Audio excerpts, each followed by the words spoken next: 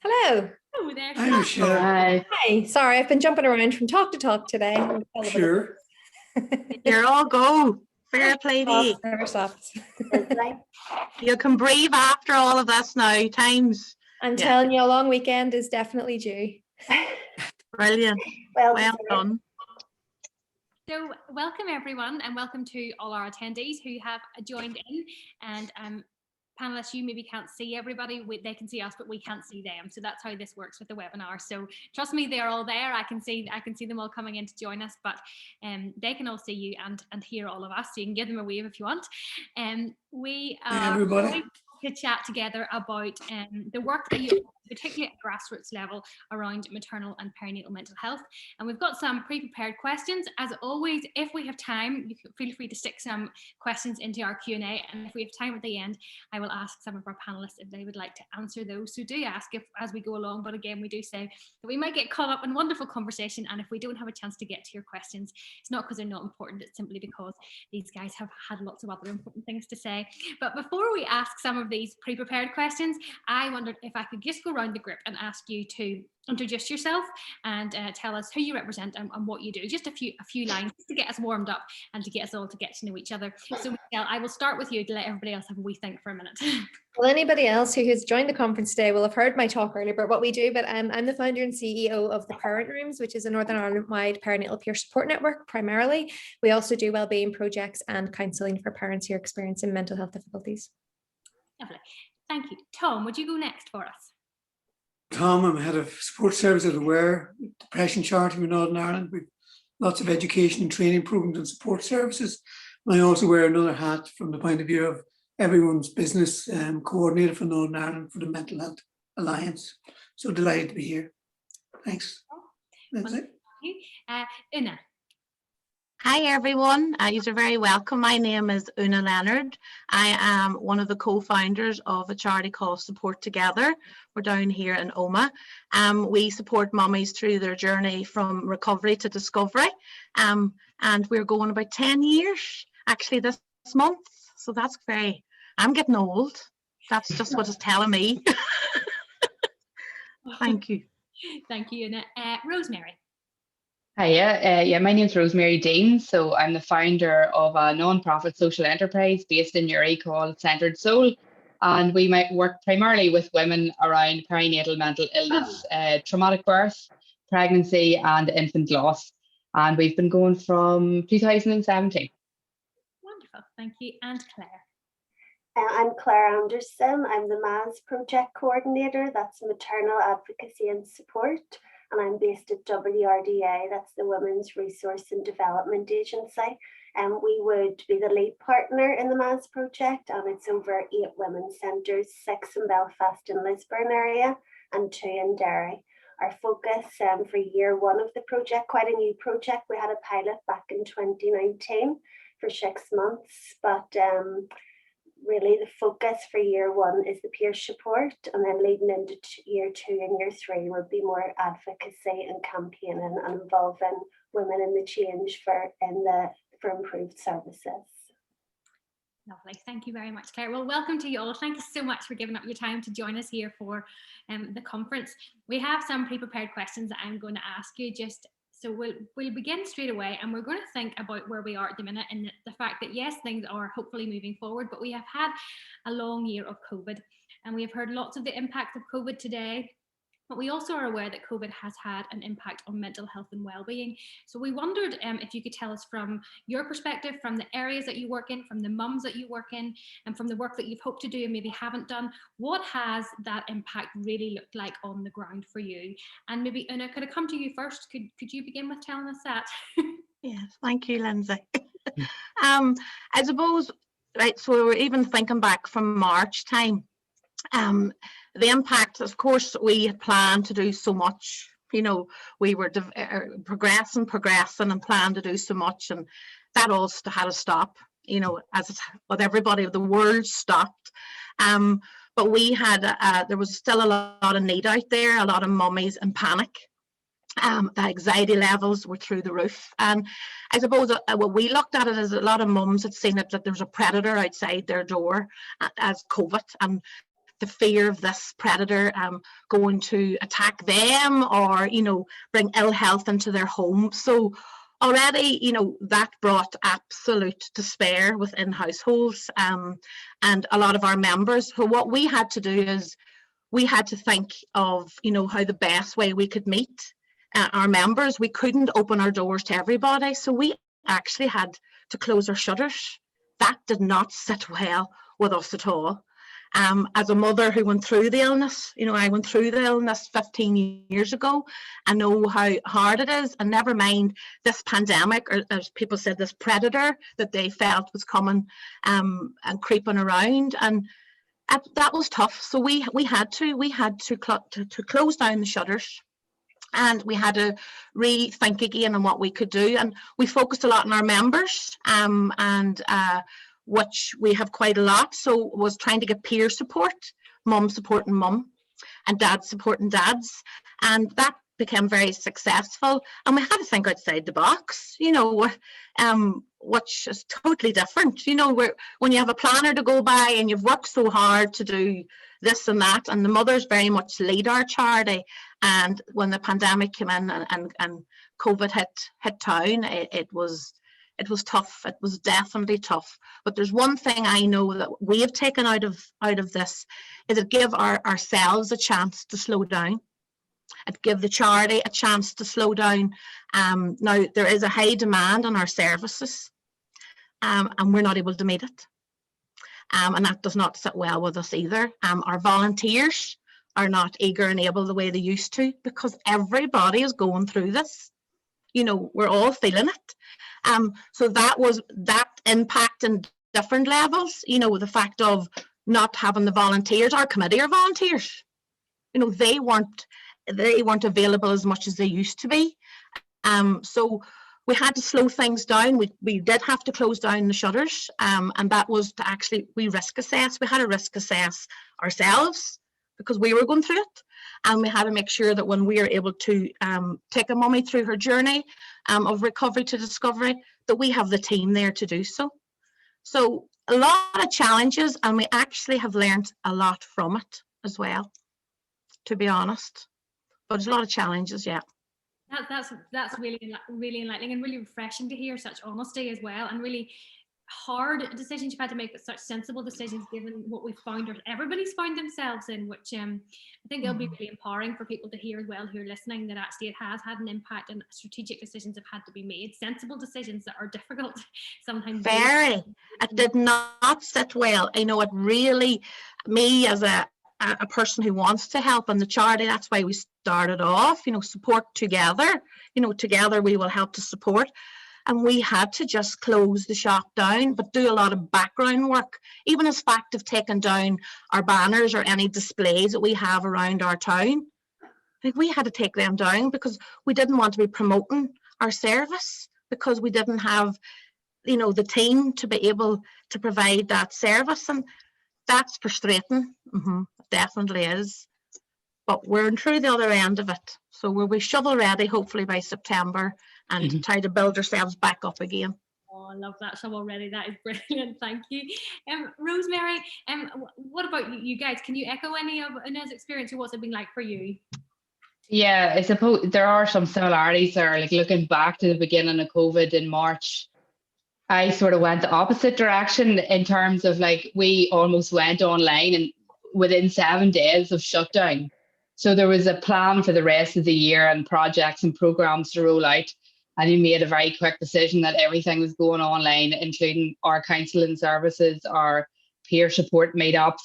And I suppose I went full throttle at that. And then by the end of 2020, it was yet another lockdown coming into January. And I realised that we needed to slow down a little bit then, because the demand, I've noticed, it increased so much in 2020, particularly our peer support meetups for pregnancy and infant loss, and for traumatic birth and perinatal support.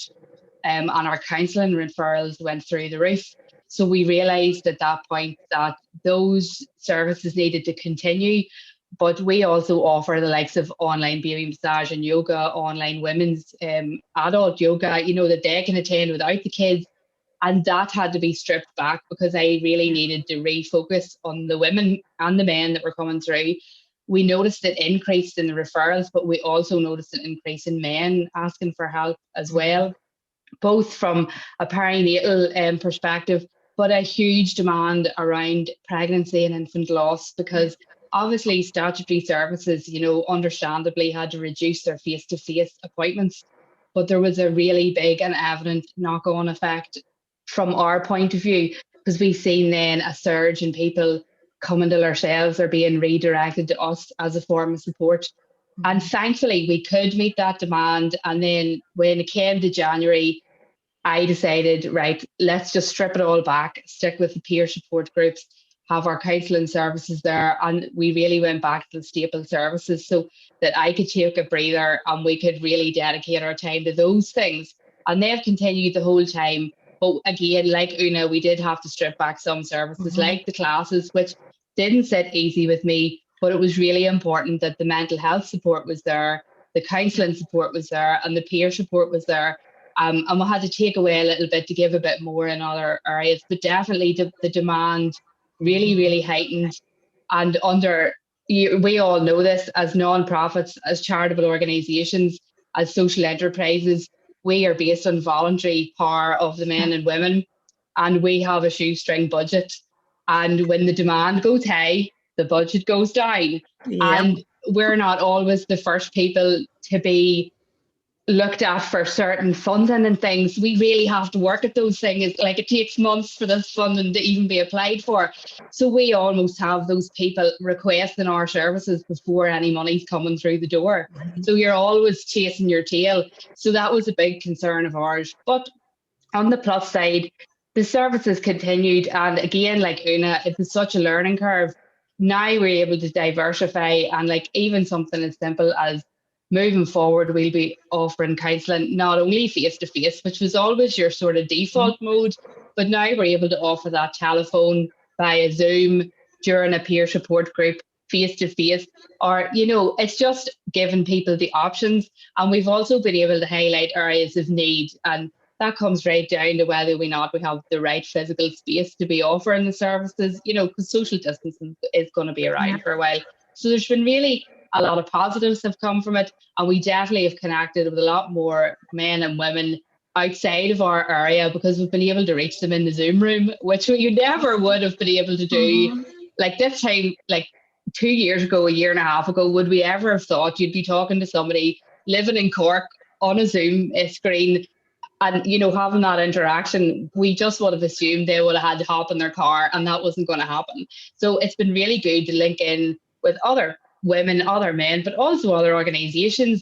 And we've been able to have Zoom conversations with maternity committees, with you know, working groups, the statutory groups as well, which I don't believe would have been as easy to do had we not had COVID. But it's just opened up possibilities, I think, specifically online, that we would never have been able to look at before. I don't even think we would have thought of it. Brilliant. Oh, thank you again. That's really, really refreshing to hear and really helpful. And I saw lots of nods from others on the panel as well, as they could identify with plenty of what you have experienced. Tom, what about from a wearer's point of view? What have been some of the challenges or some of the learning and some of the mental health aspects that you've had to face through this COVID pandemic? Well, again, I would echo exactly what Rosemary and Una has said. Big demand, higher demand. What we did, we had to shut down support groups and all of that at the beginning, but thankfully we've half of them open now with face-to-face and PPE and safety and all that. So, but we did move to online. We had started a few onlines anyway, prior to COVID even starting, but we accelerated it, and we started off with creating WhatsApp groups and then small Zoom groups. And that was for the local support groups, just to keep the people that were attending our groups connected. Although we couldn't take new members into those groups, we just wanted to make sure that they were connected.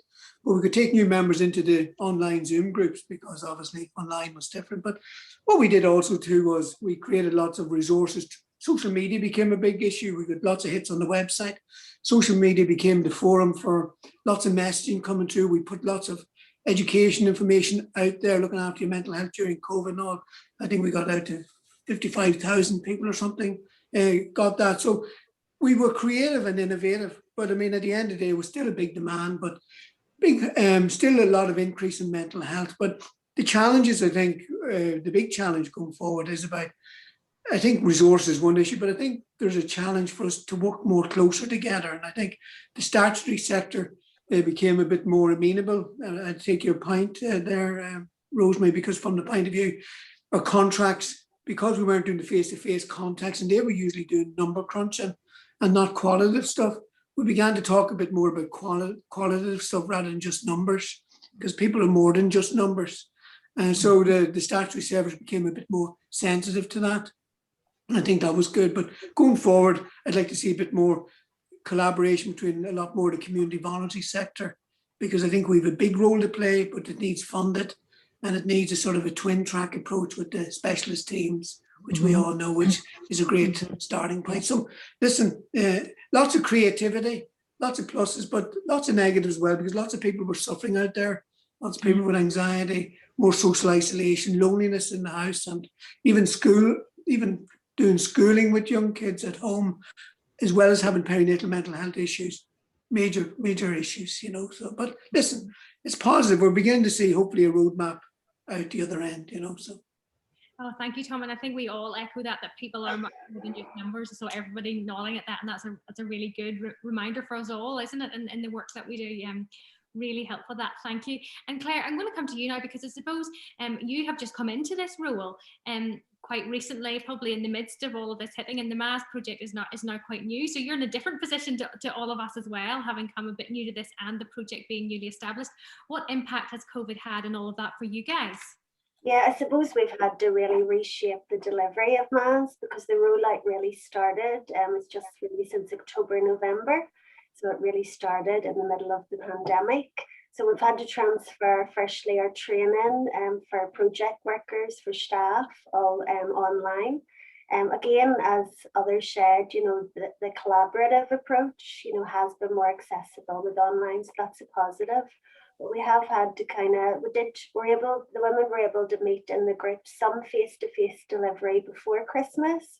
And for those that were able to do that, that really helped just to build up that rapport and just getting used to getting to know each other. That really helped for those that were able to do that.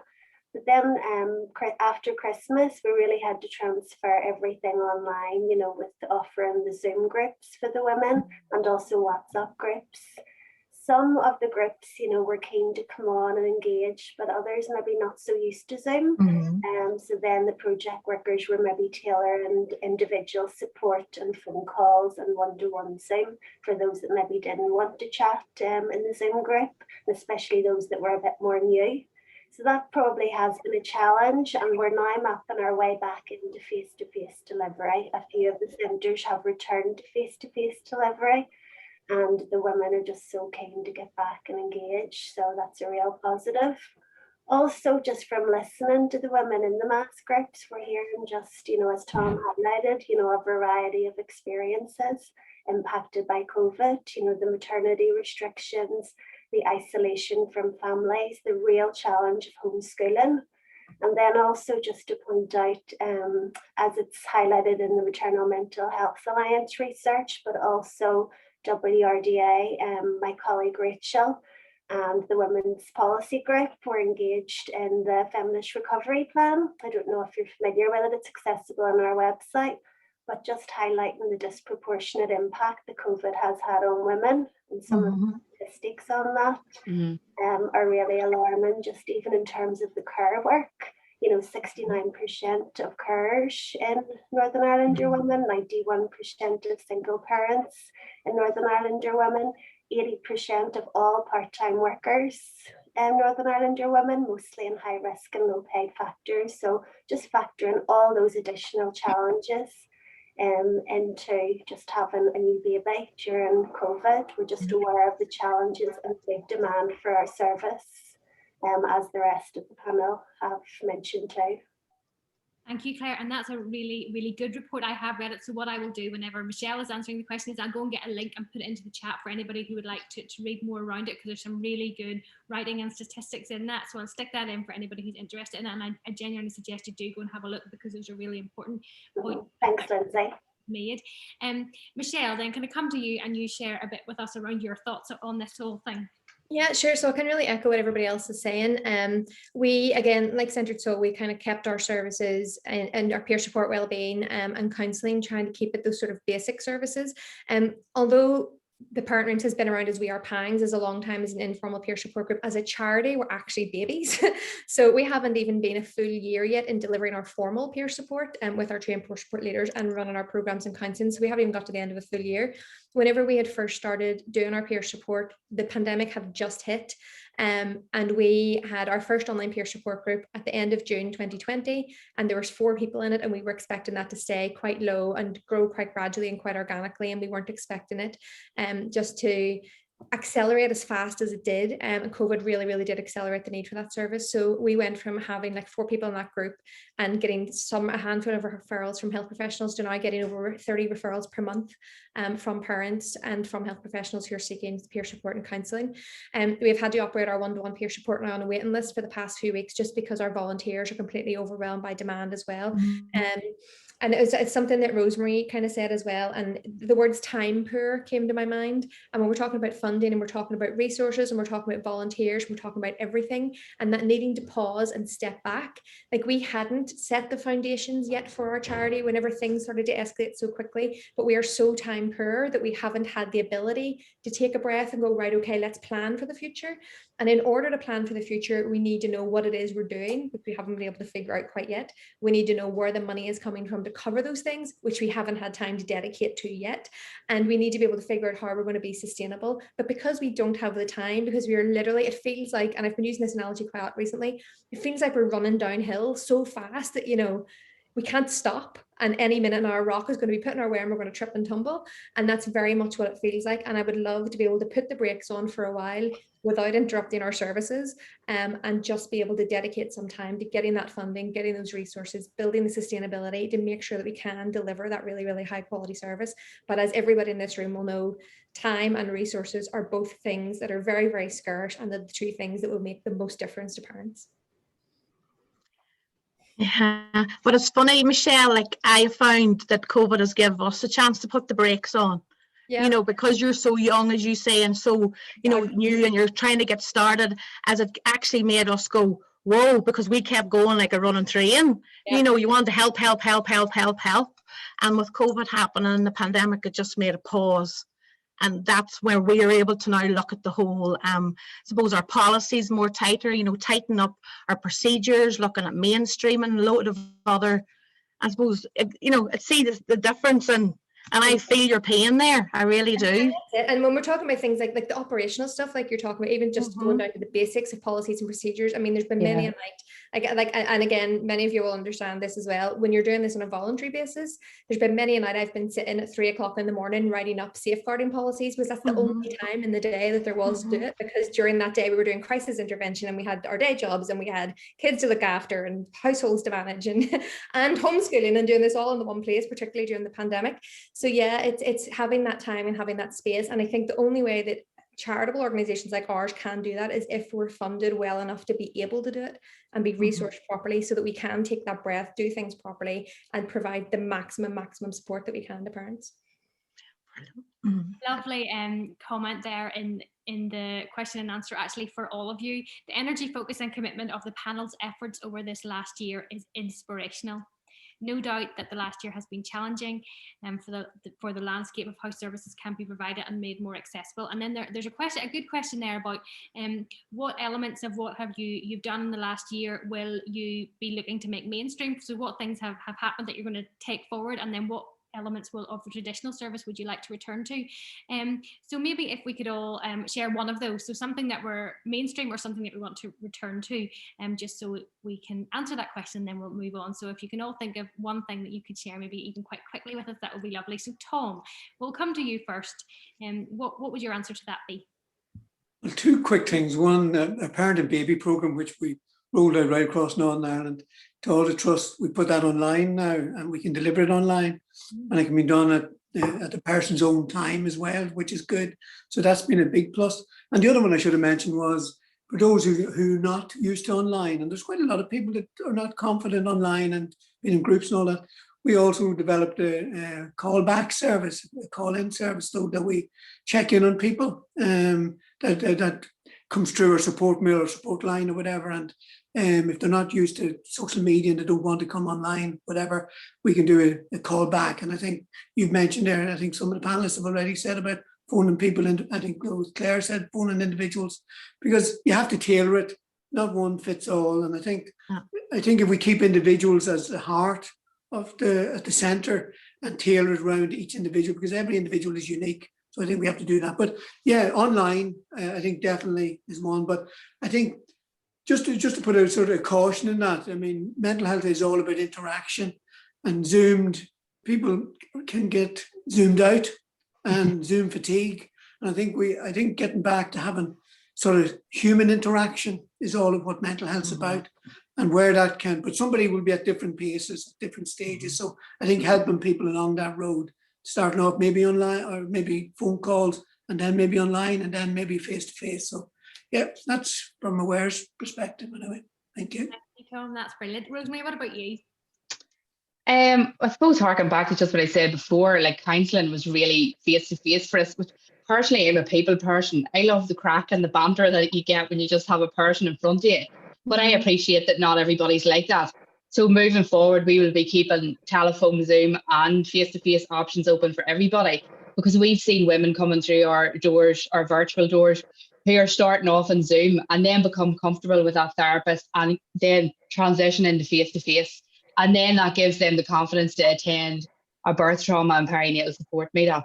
So, you know, I think you have to offer that choice and let them move through the transitions of connection with other people, which is comfortable for them. The other thing that I would love to see continuing is like the doors that have been opened from a statutory perspective in being able to use Zoom and attend maternity committees on Zoom and see people that I've never seen before, because, you know, practically their shifts, like even in the hospital and maternity services, don't necessarily fit into the time of the actual meeting happening. So being able to see everybody actually collaborate on a Zoom link and be part of this like committee and also work in groups shows you that we can actually fit in a meeting wherever we are, and there's not the barrier of people not having to travel to a local hospital. It just, for me, needs to continue, because you really see a bridging of a gap between statutory services and community services when we can all gather together on a Zoom link. I just think it's amazing, and a lot of barriers have been broken down. We've said in our most recent maternity committee, like there has been, to a degree, an us and them feeling, and for years, you know, particularly if you are a woman who has gone through a traumatic birth and has had an experience that was negative within the medical profession. You know, we all know that this does happen and it's in the minority, but to be able to attend a maternity committee, for example, is really daunting. So we have noticed that by opening this up on a Zoom link, more women are now seeing what a maternity committee is about. They're feeling more comfortable sitting in their own living room and not surrounded by health professionals. So I think that really needs to continue, at least as an option if you can't attend in person. And that's really strategic. Thank you. And for that, Rosemary, that's really insightful. And Claire, how about you? I think for myself, coordinating a regional project, it has been a great way of reaching out to the staff and arranging meetings with the centre managers, with the project workers. And that has worked really well, because many of the project workers wear different hats within the centre, so very busy schedules. So it again takes out the travel, and I suppose part of my role is to ensure consistency and the smooth running across the project within the 8 centres. So I think we will probably continue that, because it's working really well and it fits in with people's schedule. Also, a lot of the groups have developed WhatsApp groups, which they might not have, you know, if it hadn't have been so necessary to keep up that contact, and that seems to be working really well. It's very, very supportive for people. But I think, you know, the thing that we're all looking forward to is that face-to-face delivery, and we are working towards that in a few of the centres, and everyone's just keen to get back in, because I suppose online, in terms of the peer support, it doesn't really replace that face-to-face connection. Yeah, no, that makes absolute sense. And I'm going to ask you as well, and I'm also going to direct you to have, when you get a chance to have a little look in the chat, because there is a message in there, particularly in the chat function for you. So tell me what you're thinking, and then go and have a look, because there's one there you won't want to miss. Cool. I suppose I'm meeting a colleague tonight. She is a midwife, and we are actually planning to open up our Bumps Together programme to a group of mum and dads and hold it here next Thursday, and that is very exciting. You know, it's so exciting to be able to open the doors, and now slowly we'll be opening the doors. And what I mean about that is we have to risk assess, and that's very, very important. But even to know that we're going to be opening the Bumps Together programme, which was funded by our local paper, the Ulster Herald, and you know, that's exciting, you know, and it reminds you of we took that for granted before. I totally took it for granted. And now being able to look forward of providing snacks and providing the tea and coffee and welcoming people in through our doors again, that's really refreshing. And the same as our gatherings, you know, we haven't been able to advertise our support groups. We have, as the rest of you have kind of done the same, as we've supported a lot of people we've supported before lockdown because of risk assessment. That's what we had thought, and it's going to be absolutely brilliant to be able to open the doors again to that. And behind me, I suppose a brilliant thing that lockdown gave us is we have now established our Get Together hub. And it's attached to our office here in Omagh, and that's going to be a place where we're going to be opening up on a Monday or a Wednesday, and mums can come on ahead and meet other mums, and whether it's mums who are 50 years of age and have suffered postnatal depression, you know, it doesn't matter. It's going to be a hub of welcoming and a place of people to connect and communicate, and that is because we were able to slow down a bit. And we were able to go, right, hold on here, there's a space outside our office, what could we do with it? So, you know, we were able to go and hoke out furniture and beg, steal and borrow, and that's ready now for people to come in. So that's something that we probably wouldn't have even looked at for another while down the road because we were in that train. So that's exciting. You know, I have to think of, there's a lot of exciting things, but there's a lot of people out there haven't caught up with their feelings yet. Yeah. If you understand what I mean. And we know the tsunami's coming. I'm very aware of that. We know that's happening. So back to that shovel ready, you know, it's important that we're actually now going to be doing our volunteer program, which has been sponsored by a mother that raised money.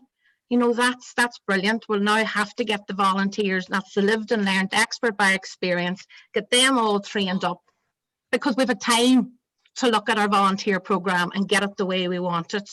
So yeah, a lot of good. I'm being positive here. Spreading the sunshine as best as I can. Absolutely, you always do, and thank you. Oh Jesus, if you see me at home, it's a different story. All the same. And Michelle, finally, what about you from a parent room's point of view? Again, so similar to everyone else is saying, keeping that blend of online and face-to-face. But for us, so there's two things. So one is that social connection that people have been missing for the past year. It's something that our parents are really, really missing. They want to get back to seeing people face-to-face. On the other hand, there are parents who, like myself, whenever I was struggling with my mental health, I became quite agoraphobic and I didn't want to leave the house and I didn't want to speak to people. And if I had had that option to be online, that would have been amazing. But then I also have to balance that with, if that option had have been online available for me, I might not ever have left the house. Yes. So it's about trying to find that balance between, like Rosemary said, moving people through that transition. So, you know, get them to build their confidence, build their self-esteem so that they can meet people face to face, so they can take part in groups and activities and leave their house and gain that sort of exposure in order that they can recover. So yeah, it's about trying to find that balance and building those social connections again for us. Mm-hmm. Thank you, Michelle. And there's an important point there from Catherine in the chat as well about getting more service users or women with lived experience to participate in the maternity liaison committee. I think, Rosemary, as you were saying. So from all of our points of view, if we can encourage some of those women that we're in contact with to to be involved in that. I think that would be really important, because as we've said all the way through this, you've at least once or twice mentioned the importance of collaboration and working together and actually having our voices heard at senior levels. And so thinking about that, we've got 10 minutes left, and I really want to ask you this question, because the opportunity is that some decision makers may well be listening and may well be joining in. If they're not now, we're going to make sure that they do have the opportunity to see these sessions. So I would love to ask each of you, what message would you like to give to the key decision makers here in Northern Ireland about the work you do, and what would that message be and why? So I know you've had this question already, so I don't feel like I'm going to pick on anybody. If I say, Claire, what would your answer be to that? I guess, we're aware that we're very fortunate that we have 3 years funding to roll out MAS. But time passes quickly, and come September, that'll be down to 2 years. So I suppose long-term commitment to funding is needed. The specialist services that are coming in here are so welcome, but they're very strict criteria. So I think long-term support for community voluntary sector organisations is needed, so that women who are more recovered or mild to moderate, that need kind of long-term peer support, and that intervention will have that. It shouldn't really be that you have to wait until you're in crisis for there to be support. And although we are existing, we need that kind of long-term sustainable funding. So I suppose it's generally accepted that early intervention is key. So this can be supported, I guess. And I suppose I would just highlight too about the great strength of the MAS project is the Women's Centre setting, which is a really holistic environment. Many of the women's centres have counselling and holistic therapies on site. There's also that link to adult education, and it opens up a whole new world to the women. So we would see that as a real strength in the approach. Also, I suppose perinatal mental health training is so important, and increased awareness of perinatal mental health. Just, I suppose we hear a lot of feedback from women that they still feel that there is a lot of stigma around this area. And I suppose just keen to work towards that and encourage women to feel that they can talk. Really, really important points there, and we'd like to make sure that all our key decision makers hear those. Tom, what about yourself? Just a few points. Number one, the community voluntary sector do a fantastic job. We know we do a fantastic job. We know we're overwhelmed by the demand. It's just about finding a model of sustainability for funding, but maybe working more closer together. The twin track approach with the specialist teams would be well done. We have the moderate to severe all being well sorted out now as we're going forward, and when they get the teams bedded in. But I think getting another twin track approach for the mild to moderate and for everybody else. And I would be empowering more people with lived experience and to be nurtured, and to give them the confidence then to be the voice, because there's nothing more powerful than that. And I think going forward, I think that's the way to do it. But I think community voluntary sector, I think sometimes we're not as respected as because we do things very, very well. And I think just recognition of that and moving forward on that. Yeah. I think we're all nodding in absolute agreement. Thank you. Michelle, how about you? Echoing what the guys have said, long-term funding and sustainability. There are some amazing fund makers out there who will fund, like for example, the lottery, who fund for 3 years, but the process of getting that funding is often quite long and time consuming. And like I said before, we are all very time poor, and we don't always have the time to sit down and plan everything that we need to plan, apply for fundraising. We're stuck in this cycle at the moment of applying for lots of short-term funds. So I'm doing a funding application nearly every other day, and that takes away from our ability to support parents. So there's that. Also, an investment from the health service as well, I think is really, really important. I mean, we're doing a job that is bolstering up the health service and saving money and helping the impact. It's reducing people going in. If we're providing that early intervention, people aren't going to need the specialist services. So, there's a whole big impact in there. And I often get the sense that, and I may be wrong in this, and I may be sticking my neck out about here saying this, but I often get the sense that why would anyone fund us when we do it anyway? you know, it's almost like they know we're not going to stop doing what we're doing because we're so passionate about it, so they, you know, let us carry on. That's everybody, not just health service, obviously, but I think it is really important that we do get that recognition, that we do get that support, because we are providing a vital service not just to parents but to the government and to the larger society, and that has wide-ranging impact. So absolutely, yeah, and I see lots of heads nodding in agreement as well. Yes, it's coming in our chat too.